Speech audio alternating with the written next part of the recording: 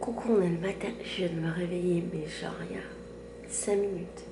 Et en fait, j'avais des réflexions dans ma tête cette nuit. Je me suis réveillée en disant, tiens, je les partage. Une minute. J'allume mon réveil un peu tôt. Je fais mon thé et on discute. Là.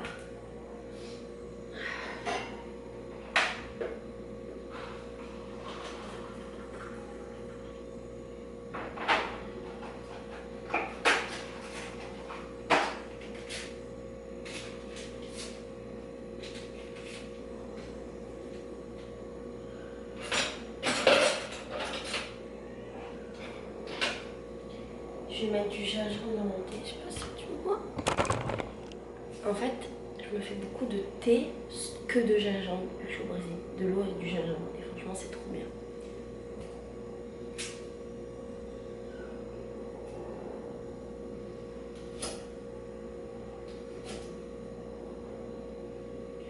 Mais là, c'est pas un thé que de gingembre, j'ai mis du vrai thé aussi.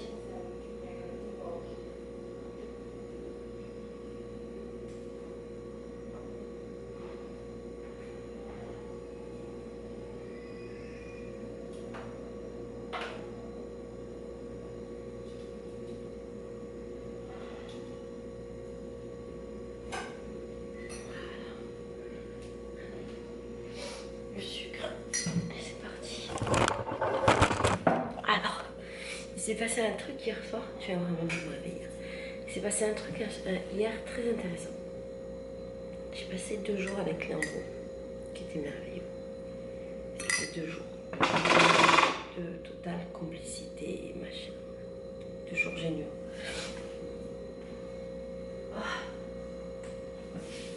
Et d'ailleurs, c'est intéressant parce que samedi, j'étais dans un bloco de carnaval. Tu connais ma passion pour les blocos.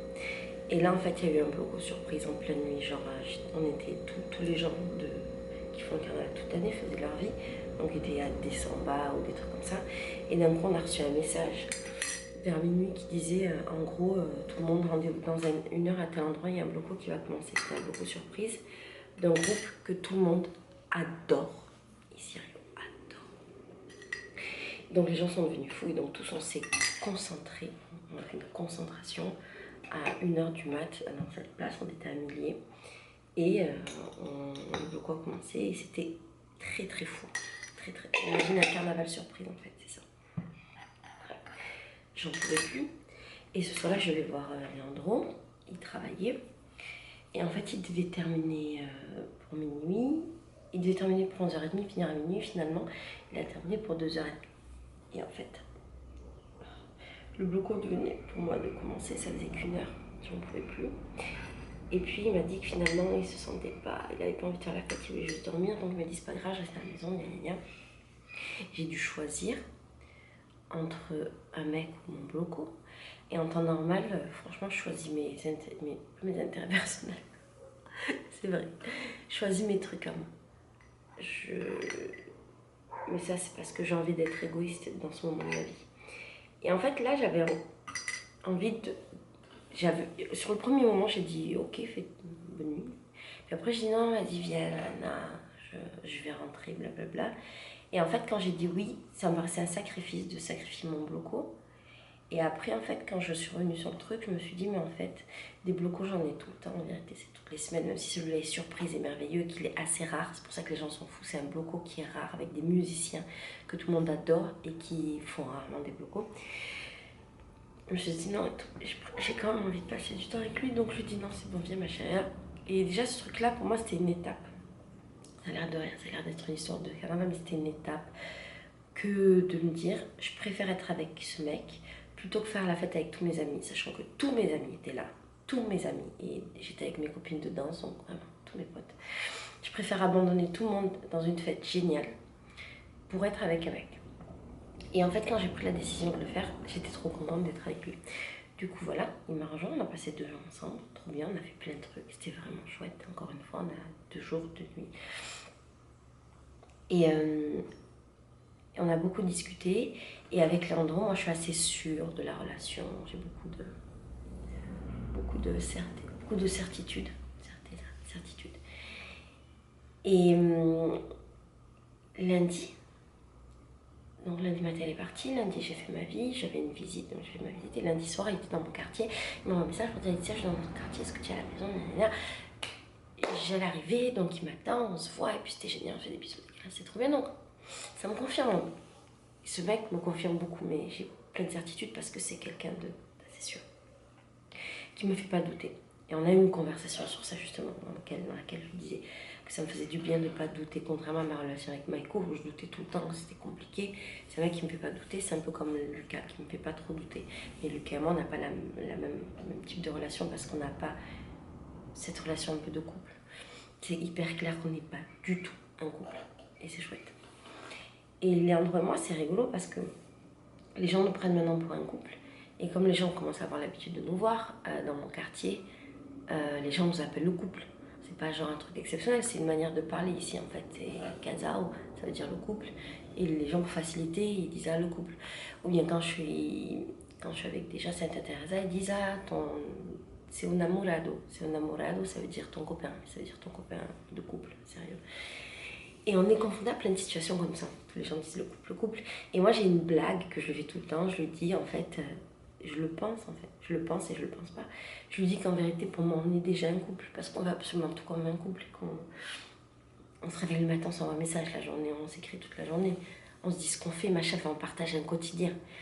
C'est pas une histoire de se rendre compte, on partage un quotidien. Le soir, on s'écrit avant de dormir, on se dit je vais dormir, bonne nuit, gna gna, tout ça, tout ça. On a pris des habitudes comme le fait d'être ensemble le samedi, le dimanche. Pour moi, c'était une grande concession sur ma liberté parce que mes jours de samedi et dimanche, normalement c'était les jours où je voyais Michael d'ailleurs.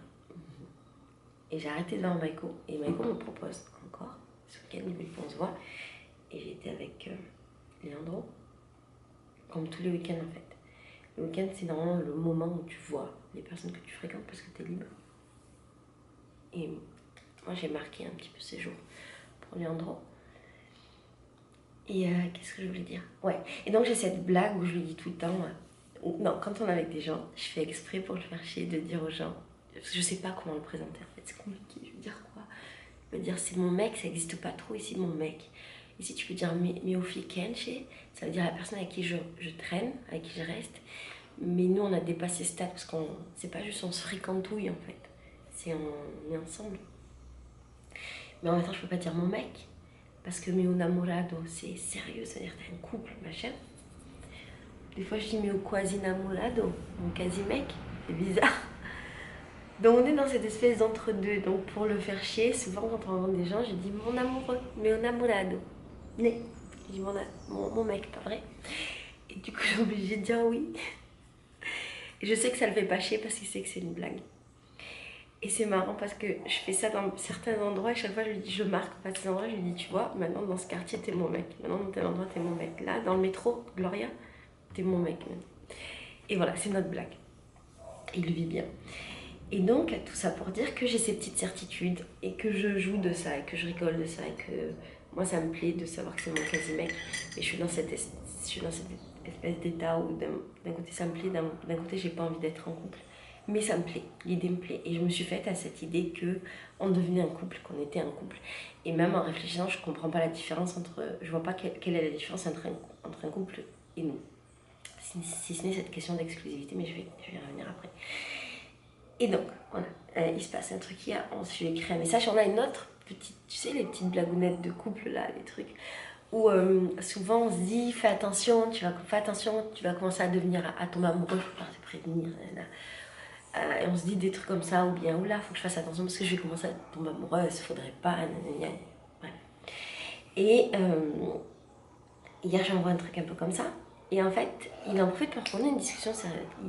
Je lui tends la perche et ben, il attrape. Et du coup, il m'explique, c'est un mec hyper honnête et j'aime beaucoup ça. Il m'explique qu'en fait, il me rappelle qu'en fait, il veut pas être en couple. C'est important pour lui de se sentir libre, de sentir qu'il n'est pas en couple et que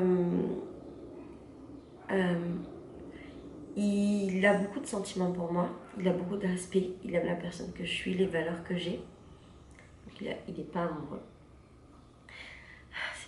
c'est très difficile parce que les Brésiliens, je trouve qu'ils compartimentent beaucoup ce truc d'amour, de machin.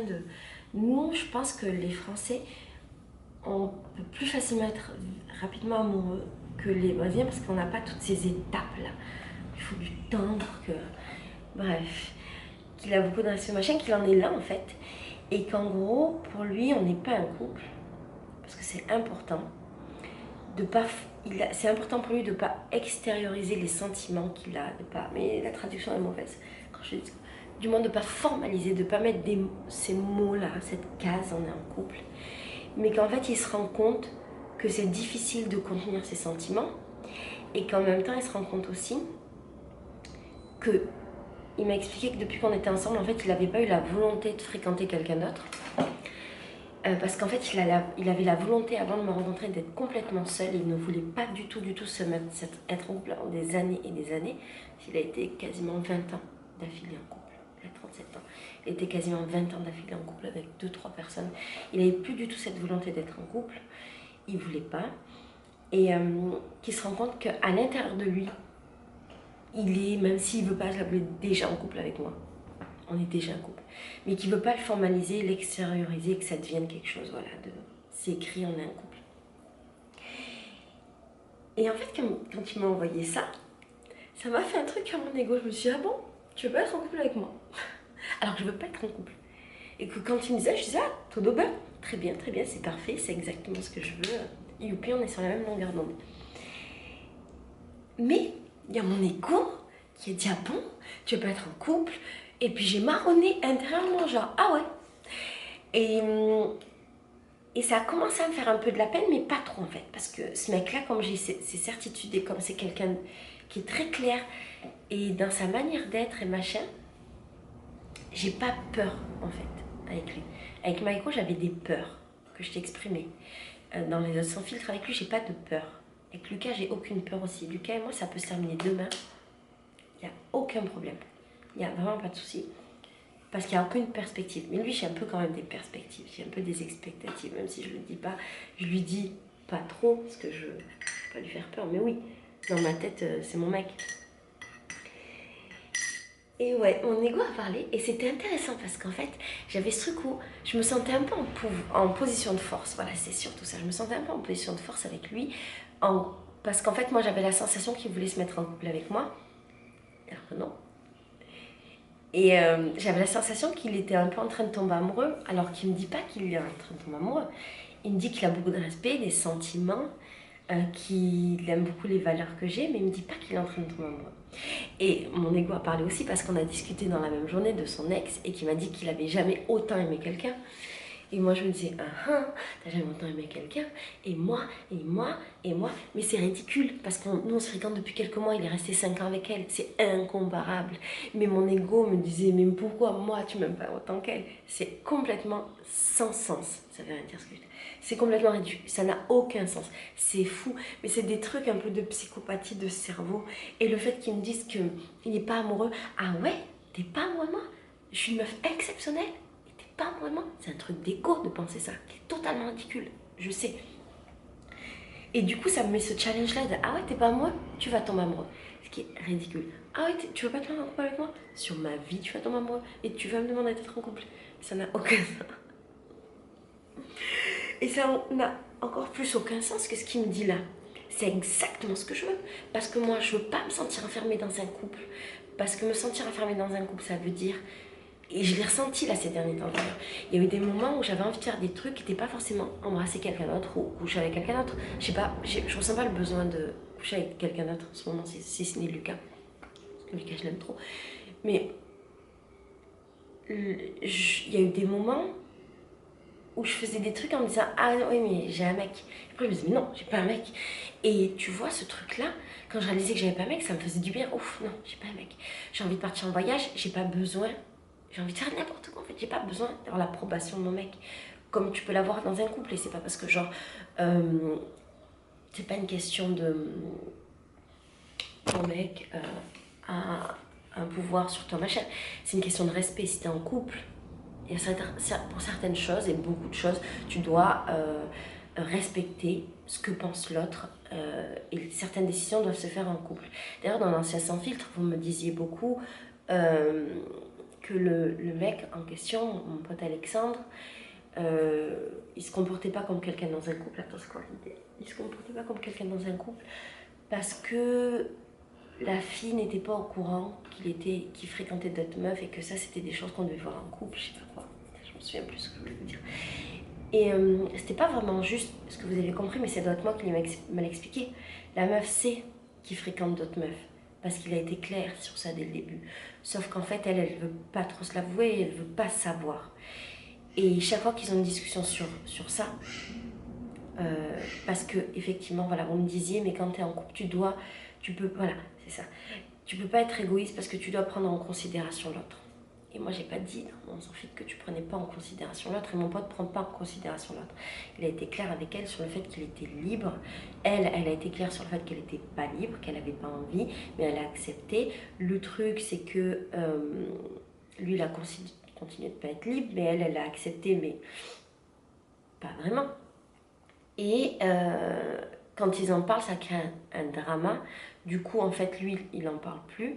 Et il a cette volonté de la protéger. Mais ça, je l'explique dans le Sans Filtre, ça sert à rien d'en reparler. Et il a la volonté de la protéger, de protéger son couple. Et voilà, ils sont dans ce truc où elle sait, mais elle veut pas trop savoir. Et c'est pour ça que je parlais de sa responsabilité à elle d'être dans ce type de relation. Si tu sais mais que tu veux pas tout savoir, tu te mets des œillères devant les yeux, mais tu restes, tu es responsable également. Et d'ailleurs, un truc très important que j'ai voulu vous expliquer, que je vous ai expliqué dans une autre vidéo, mais que vous n'avez pas pris en considération dans cette vidéo, c'est que pour moi, il y a une différence entre coupable et responsable. On m'a mis en lumière le fait de oui, mais elle ne peut pas être responsable parce qu'elle est... vous avez beaucoup confondu coupable et responsable. Pour moi, quand tu es responsable d'une situation, ça veut dire que tu es conscient de cette situation, tu as fait quelque chose qui t'a amené à cette situation, tu peux réparer. Tu le fais ou tu le fais pas. Tu peux réparer, tu as ta part de responsabilité, donc tu as ta part de... Tu es impliqué et tu peux changer. Quand tu es coupable, c'est un truc de flagellation. Je suis coupable, j'ai fait ça, je peux pas, je reviens en arrière, nanana. Et tu es dans ce truc où tu veux pas, t'as pas cette volonté de changer.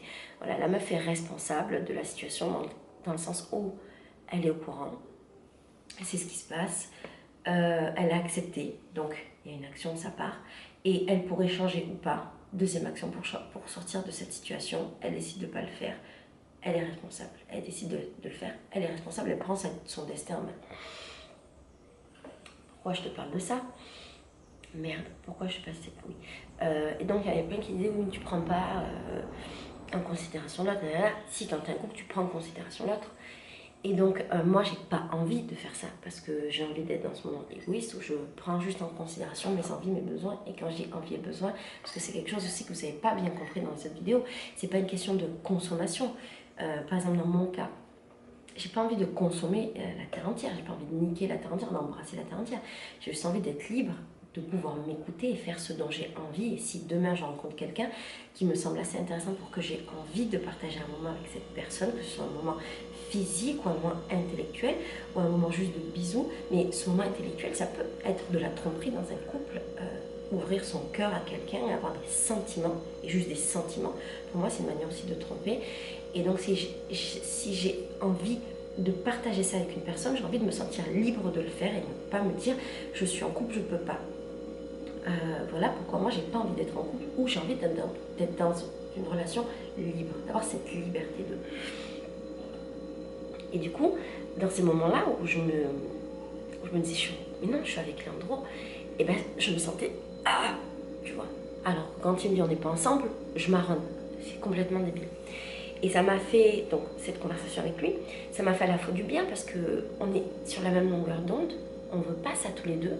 Et lui, je pense, c'est ce que je comprends, qu'il a envie d'avoir ce sentiment également de liberté, mais qu'il n'a pas forcément envie de faire d'autres choses. Il me dit, depuis qu'il me fréquente, il n'a pas fréquenté d'autres personnes. Et moi, depuis que je le fréquente, mon entonnoir en fait de fréquentation, mes fréquentations, ça s'est transformé en entonnoir parce que je fréquentais plein de personnes. À un moment, j'avais 5 mecs qui étaient des...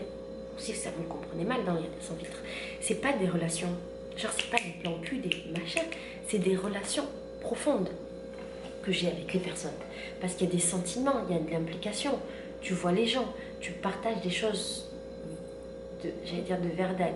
En portugais, ça veut dire des vraies choses avec les personnes. C'est pas de la consommation pure où je te prends, je te rencontre, je couche avec toi, le lendemain, ciao. Moi, j'ai pas trop ça en fait, finalement. J'ai essayé d'avoir des plans cul ici à Rio, mais tous mes plans cul se sont transformés en relations. J'ai eu déjà, pas beaucoup en fait, par rapport au nombre de mecs que j'ai fréquentés. Mais non, tous mes mecs que j'ai fréquentés, j'ai eu des histoires avec eux, et des belles histoires, avec des choses qu'on apprend, des choses où on partage, des choses où on échange. Et pour moi, c'est pas de la consommation. Et donc, je pense qu'on est un peu dans ce stade-là. Voilà, non, et je te disais, au final, maintenant, je fréquente plus que Lucas, parce que ça va faire 1 an qu'on se fréquente et que j'ai des sentiments pour lui, que je l'aime énormément. Il y a Maïko qui est dans ma vie, mais voilà, je sais pas trop, il revient un peu, mais voilà. Et peut-être j'ai rencontré d'autres personnes, c'est sûr même, il y a des personnes tellement magnifiques sur Terre.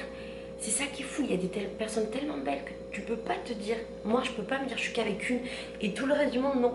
Non, il y a plein de personnes belles que j'ai envie de rencontrer, avec lesquelles j'ai envie d'échanger plein de trucs. Pas forcément physique, mais même, oui, j'ai envie de faire l'amour avec des belles personnes également. Et c'est parce que c'est chouette en fait. Et c'est pas que physiquement, c'est pas que niquer avec quelqu'un, c'est pas ça. C'est faire l'amour, échanger des sensations, des sentiments, découvrir un corps, découvrir une personnalité, j'ai envie de ça. Voilà. Et donc, c'était intéressant cette histoire avec Leandro parce qu'il y a eu ce truc où, voilà, je reviens à ça, que je disais, je me sentais un peu en position de force. Et il m'a ramené un petit peu à la réalité qui est que je ne suis pas en position de force du tout et les trucs peuvent se renverser. Et ça, c'est très caractéristique de Rio, des gens de Rio. Les trucs peuvent se renverser et tu peux penser que tu es en position de force et la personne elle disparaît du jour au lendemain.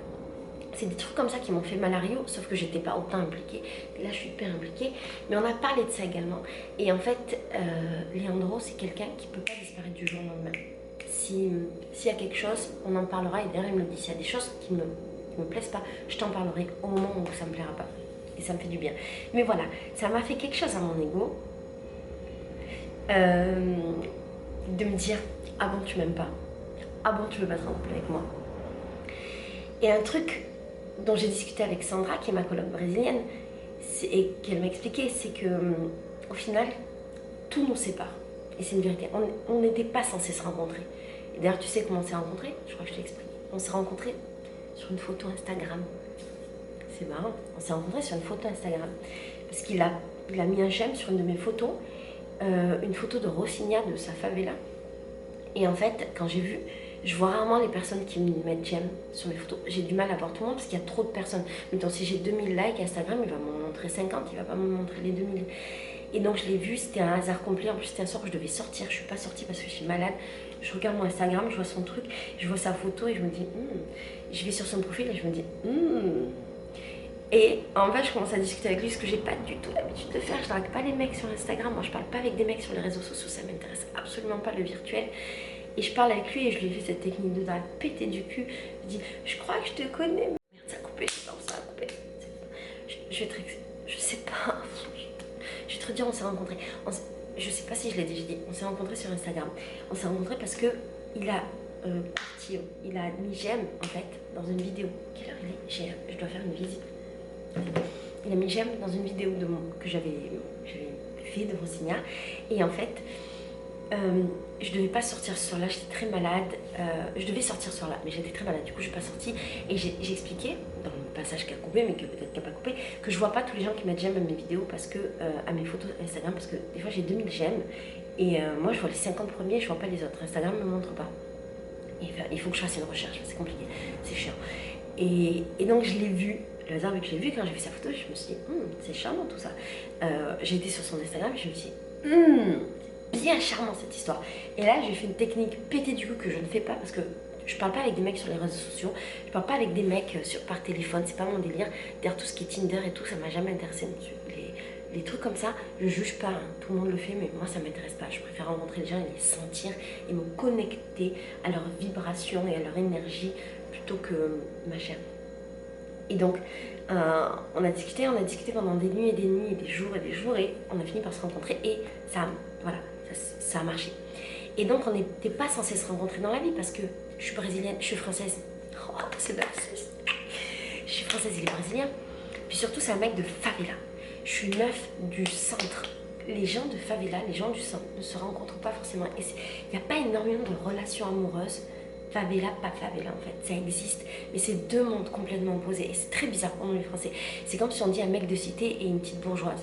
Ben, en France c'est un peu pareil aussi, il n'y a pas trop d'endroits où les mecs de cité, mais cité, et la bourgeoise, elles se rencontrent. Je suis pas la bourgeoise de l'histoire, c'est vraiment pour caricaturer. Il n'y a pas trop cet endroit de rencontre et ces possibilités parce qu'on est d'un monde totalement différent. De tout, de code, de culture, de manière de fonctionner et compagnie. Et d'ailleurs, Leandro m'a expliqué que son meilleur pote, que je connais, que j'aime beaucoup d'ailleurs, quand on s'est rencontrés, quand on a passé une première soirée ensemble et qu'ils ont passé une soirée dans mon monde, c'est une soirée samba, dans mes sambas qui sont pas pareils de leur soirée samba à eux, mais vraiment totalement différentes des codes et compagnie. Son pote lui a dit, moi je pourrais pas être avec une meuf comme elle, parce que d'une c'est une meuf de carnaval, ce monde libre, j'embrasse tout le monde, je nique avec tout le monde, machin, ce qui est la vérité. Je suis une meuf de carnaval, je fais le carnaval toute l'année. Et déjà, eux-mêmes font même pas le carnaval pendant le carnaval parce qu'ils supportent pas ce monde. Et moi, je le fais toute l'année, imagine. Et en fait, ils ont vu mon comportement avec les mecs. Et c'est à l'opposé de comment ça marche dans une favela. Moi, quand je rencontre mes potes, je leur fais des câlins, des bisous, je danse avec eux. S'il y a un funky, je danse le funky avec eux, c'est-à-dire je me frotte avec eux parce qu'il n'y a aucune ambiguïté, que dans le monde, c'est normal. Dans le monde de favela, ça ne marche pas comme ça. Et d'ailleurs, je vais aller dans des bailey funk de sa favela, c'est-à-dire des soirées, et je lui ai demandé comment ça marchait, parce que moi, je ne connais pas son monde. Et c'est l'opposé de moi. Par exemple, dans mon monde, tu peux te frotter à tout le monde, avec tout le monde, les mecs, à la fin de la danse, ils te branchent pas, ils te draguent pas, parce que c'est juste de la danse. C'est normal. Dans son monde, il m'a dit, c'était une meuf et tu vas danser avec un mec. Déjà, le mec est choqué. Genre, qu'est-ce qu'elle veut? Et en plus de ça, pour lui, c'est bon, c'est du tout cuit, ça veut dire que tu veux le niquer. C'est super clair, tu veux le niquer. Tu veux être avec lui, tu veux soit te mettre avec lui, soit coucher avec lui, soit machin. C'est ce message-là que ça envoie. Et il m'expliquait que dans un baile funk, c'est plutôt les meufs, elles dansent entre elles. Si un mec est intéressé par une meuf, il va s'approcher petit à petit, danser petit à petit à côté. Elle le regarde, il la regarde. Si elle le regarde, s'il la drague, ça se fait par regard. S'il y a les deux regards, ils comprennent qu'il y a moyen. Et là, il va avancer petit à petit pour danser avec elle. Et là, ils vont danser vraiment.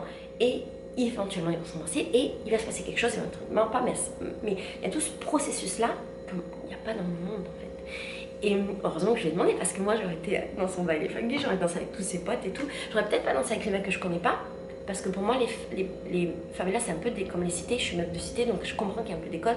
Mais j'aurais dansé avec tous ses potes. Et d'ailleurs, quand j'ai vu son meilleur pote la dernière fois, je l'ai revu plusieurs fois. Quand je l'ai vu, moi, je lui ai fait un gros câlin. J'ai pris dans mes bras, je lui ai fait un gros bisou. Je lui ai fait ah, mon poteau, la famille, gna gna gna. Et son pote était un peu choqué parce qu'il me dit, dans sa favela, ça se fait pas trop en fait ça.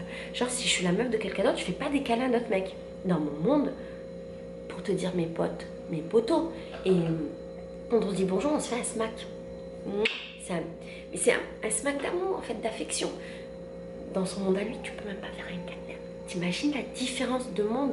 Et donc, son pote me voit avec tous mes potes. Donc, j'ai pas fait des bisous, j'ai pas fait des smacks, mais j'ai pris le Landro. Je dis, si un jour, ça a coupé, puis c'est monté avec le gingembre là et le terrible, c'est dégueulasse.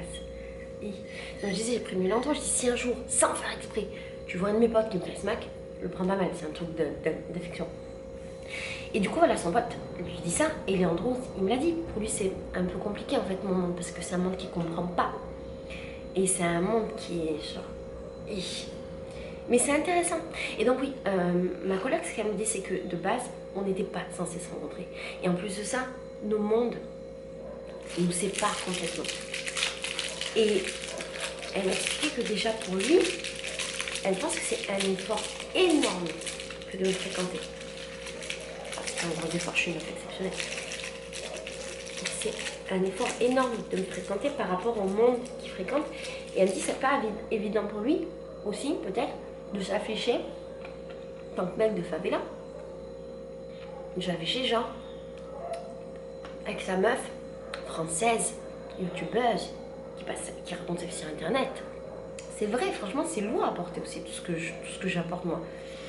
Française, youtubeuse, qui passe sa vie sur internet, qui raconte sa vie sur internet, qui passe sa vie à montrer sa vie sur Instagram, qui est complètement délurée, qui fait des câlins à tout le monde. Quand je suis à Rossignol, moi, je danse dans la rue, je suis toute seule, je passe pour une folle. Mais voilà, je peux pas changer. Et ça se fait pas en fait, les trucs que je fais. Je fais des efforts, mais je fais des efforts parce qu'en fait, je prends la mesure de ce que je fais et je sais que ça va. Je suis dans certaines limites. Donc, je sais pas, je les fais rire et que je dépasse pas ma limite. Donc, je vais pas au truc où c'est irrespectueux ce que je fais. Mais aussi de s'afficher avec une meuf de Santa Teresa. C'est un homme de favela. Il est noir, je suis blanche. Il y a aussi ce truc-là, Rio. Et surtout, je suis une meuf de bloco, je suis une meuf de carnaval. Et c'est un mec de favela. Et la raison, quoi, qu'en fait, faut que lui aussi, il intègre toutes ces différences culturelles. Et je pense qu'il le fait très bien. Pardon. Je pense qu'il le fait très bien. Et il assume déjà vachement. Parce qu'au final, on n'est pas dans une relation où on se voit quasiment qu'à la maison.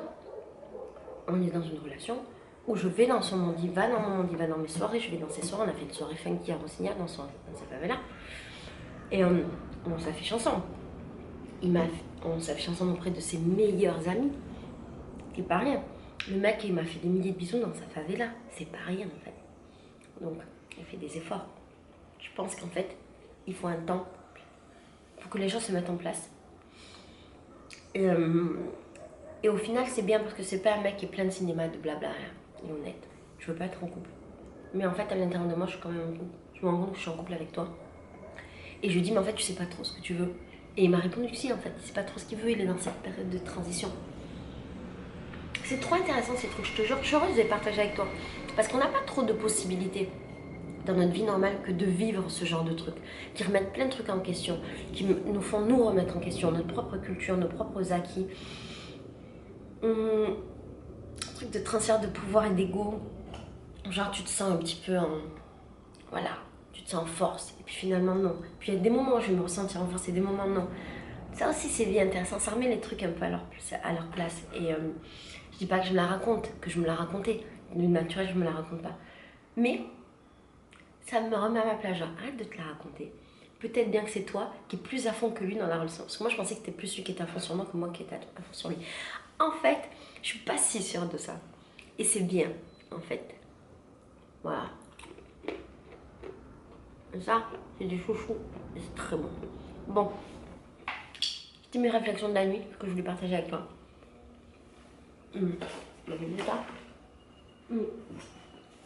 Un truc que je voulais te dire. Quand il s'est passé ça, mon premier réflexe de merdeuse, c'était de dire ah, tu veux pas être en couple avec moi? Pas de problème. J'ai envoyé un message à Lucas. Et Lucas, quand est-ce qu'on se voit? Nanana. C'est un truc de merveilleux. Et là, pour moi, c'est trop, typiquement, un truc d'ego bafoué. Mais aussi, plus en profondeur que ce truc d'ego bafoué pété, c'est que ça aurait pu, mais ça va. Comme j'ai discuté avec Sandra, après j'ai mieux compris le truc. Et comme c'est un amour, je sais que voilà, que c'est pas méchant. Tout ce qu'il me dit, c'est un honnête bon. Ouais. Mon premier réflexe, ça a été de faire un pas en arrière, de me dire ok, je vais me protéger. Ça a recoupé, putain, il est chiant le téléphone. Ouais, mon premier réflexe, ça a été de me dire je vais me protéger. Et ma manière de me protéger, c'est de moins m'engager. Et pour moi, comment m'engager, ben, c'est redonner de la place aux autres mecs de ma vie. Donc redonner de la place. Ah, mais mon machin là, il s'est tordu. Qu'est-ce que c'est redonner de la place? Redonner de la place, c'est ok, je vais repasser du temps avec Lucas. Très bien. Et comme ça, j'ai un peu genre me détacher un petit peu. Mais en fait, je pense que c'est pas... C'est bien, c'est pas bien. C'est bien de me protéger. Parce que c'est vrai que les Brésiliens peuvent très vite changer. C'est une réalité. Même si j'ai beaucoup de confiance en lui sur ça. Mais il y a une réalité avec ces Brésiliens, c'est qu'ils peuvent paraître très engagés. Il est plus que de paraître. Il est très engagé dans une relation. Mais les Brésiliens peuvent paraître très engagés et se désengager d'un coup et disparaître d'un coup. C'est quelque chose que... Donc j'ai beaucoup parlé avec les Brésiliennes. C'est quelque chose que j'ai vécu ici et qui m'a fait du mal. Et donc il faut que je me protège un peu de ça. Et du coup, me protéger, ça veut dire, ok, je mise pas tout sur cette relation. Cette relation est merveilleuse. J'aime trop ce mec. C'est vrai, je pense que je commence un petit peu à tomber amoureuse. Je l'aime vraiment beaucoup. Mais je vais pas mettre tous mes œufs dans le même panier. J'ai ma relation avec Lucas qui est très belle aussi, qui dure depuis 1 an bientôt. Je vais continuer à entretenir cette histoire qui me fait du bien, qui me rend heureuse. Et je vais me laisser cette possibilité de rencontrer d'autres personnes si j'en ai envie. Voilà. Mais à quoi je sais pas trop si je vais le voir. On est censé se voir, discuter un peu cette semaine, mais je sais pas trop. Voilà. Allez, je vais travailler. J'ai envie de te faire une autre vidéo en fait. Il est 8h37. Je sais pas si j'ai le temps. Bon, je te la ferai un autre jour. Je t'ai fait la vidéo sur la dernière fois sur l'orgasme masculin que vous avez bien accueilli, c'est chouette. Et j'ai envie de te parler d'un autre sujet et de parler de sexualité encore. Donc ça va arriver bientôt, prépare-toi. Bisous, je t'aime, belle journée à toi.